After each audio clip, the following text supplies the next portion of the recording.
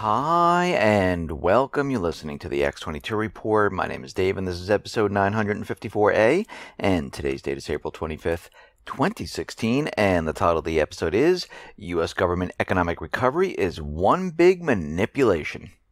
Let's get right into the economic collapse financial news.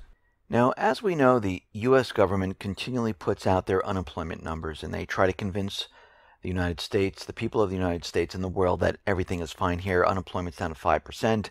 I wouldn't be surprised if it drops down to 4.9, 4.8% once again right before elections to make it look really, really good. And the U.S. government continually tells us that they keep adding jobs to retail.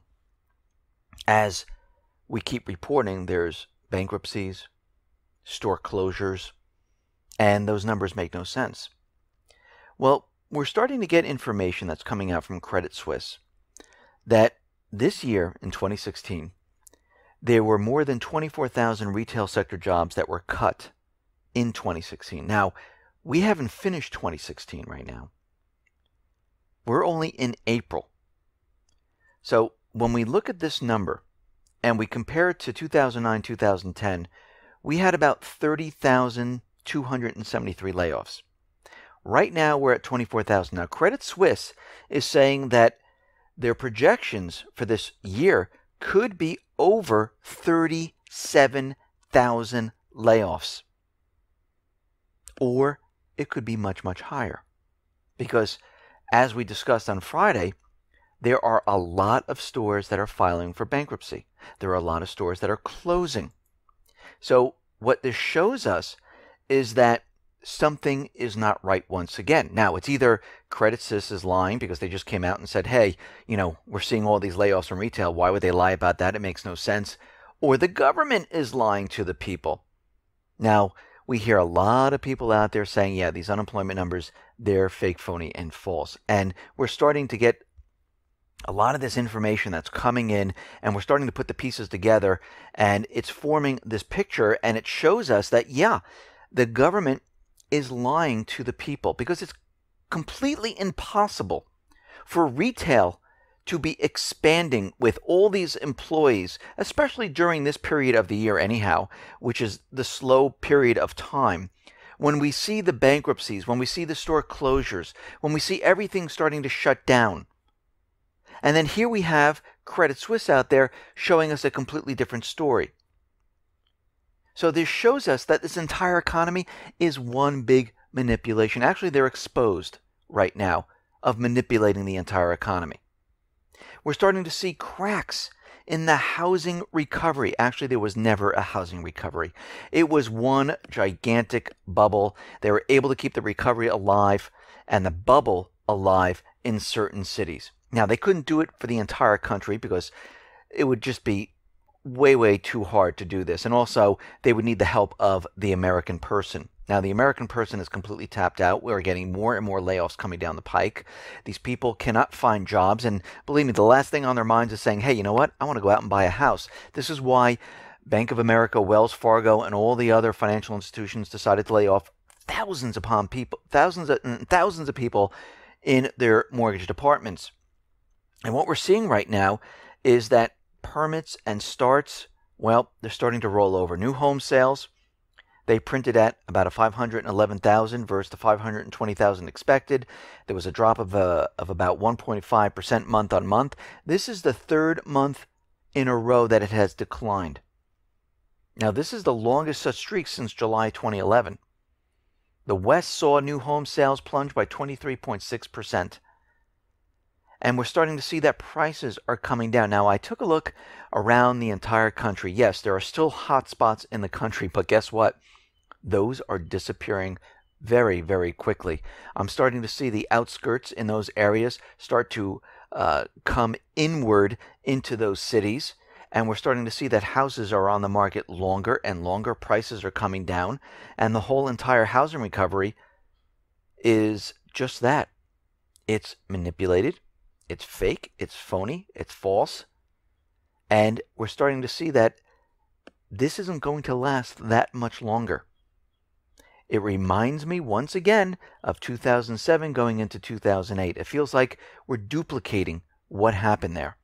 Now, we know the Philly Fed, the Empire State, they have their numbers are completely declining. We know we had that one little pump up with the Philly Fed, and now we look at the Dallas Fed manufacturing survey. Well, they were only expecting a -10, which is terrible in itself, but it declined by -13.9. Now, this is the 16th consecutive month in contraction. And this is a very bad time for manufacturing, agriculture, mining. And we're starting to see that things are really starting to break down. The Dallas Fed says most of our clients are reporting slower sales heading into the second quarter and expect further slowing into the next quarters. So this shows us right now that things are rapidly falling apart. It is not getting better. Yes, are we going to see these seasonally adjusted numbers? Are we going to see seasonally adjusted sales? We're going to see little bump ups here and there. But when you really look at the bump ups that we do see coming down the line, they're not going to really do anything, because what's going to happen is right after that little bump up, like we've been seeing, it comes straight back down. And this shows us that this economy is struggling at this point. It shows us that consistently over time, it is declining. It is not getting better whatsoever. Now, the U.S. government central bankers, they can tell us that it's getting better. They can say, yes, in the fourth quarter, everything's going to be picking up. And then in 2017, everything's going to be fantastic. Well, they've been saying this since 2008. And they pumped it up with all their free money. They created all these bubbles. And since 2013 or so, they've been saying it. 2014 is going to be the year the economy takes off. 2015 is going to be the year the economy takes off. 2016 is going to be the year the economy takes off. And guess what we've been seeing? Decline, decline again, getting worser, decline again, getting even worse, decline again, and it's continually happening. So everything they're telling us, we're seeing the opposite effect.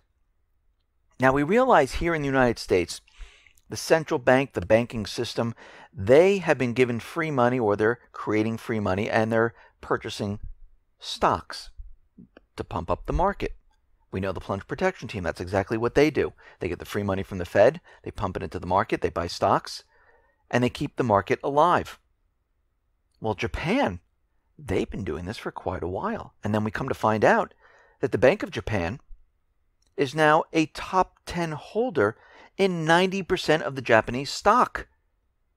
They've been purchasing stock left and right to keep the market alive. This whole thing is one gigantic manipulation. It's a bubble that is going to pop. Now, Mario Draghi, he was out there and he said something very interesting, that the ECB has the right, the means, and the wherewithal to purchase corporate debt as it sees fit. So why is this such a concern? Well, we saw this happen here in the United States with GM. But GM was a little different. GM was like an isolated event. I know we did it with AIG, with the bailouts and things like that. But what he is saying is that he's going to decide which companies and how much. And what he's doing right now is trying to continually prop up the entire system because everything else is failing. And this is going to fail also because you just can't create money and buy things up. You just create bubble after bubble after bubble. And this is exactly what we're seeing right now. And it's not going to end well when this whole thing pops. Actually, it's going to be a complete disaster, and we're getting closer and closer to this. Now, there are certain people that are already feeling the effects of the collapse. Other people that still have their jobs, they're scratching their heads saying, I don't know what everyone's talking about. Well, I like to see those people take their resume and try to get a job. Then you will see what it is like in the economy and what it's like in the job market. Because I have a lot of people who really thought the economy was doing well, and they said, oh, you know what? Since the unemployment is this low, I'm going to put my resume out there. I have a job right now, but I want to get a better job with higher pay. And guess what's happening? They can't find the job. It doesn't exist. And even when they send the resumes out, guess what? They're not getting any response. And they're scratching their head saying, why is this happening? We're at 5% unemployment. They're telling us the economy is incredible. I should be able to increase my salary at this point. And it's not happening right now. We see Russia and China. They're taking their oil alliance to a whole new level. Right now, China is going to be purchasing part of Rosneft. They're going to be becoming a major shareholder to have access to more of it. And Rosneft is Russia's biggest oil producer. So we see Russia and China moving closer and closer together, separating themselves from the U.S., separating themselves from the U.S. dollar. Now, many nations have been actively turning their back on the dollar. Now, why would they do this? Why would they turn their back on the dollar? Because they're starting to realize that the United States, the central bank of the United States, they benefit the most from the dollar. And the smaller countries, other countries, they are at a disadvantage. So why would nations want to pay for the privilege of having to settle international trade in dollars when they can use their own currency, or maybe gold, or something else? And we're starting to see that countries are saying, you know something? What do I even get for my dollars? The U.S. really doesn't produce that much. There's nothing there that I want. So why am I using the dollar for international trade? It makes no sense. Why don't I use my own currency? And this way, I don't have to pay. It works out better for me. And this is why we see the BRIC system doing this. And many other countries are now latching on to this.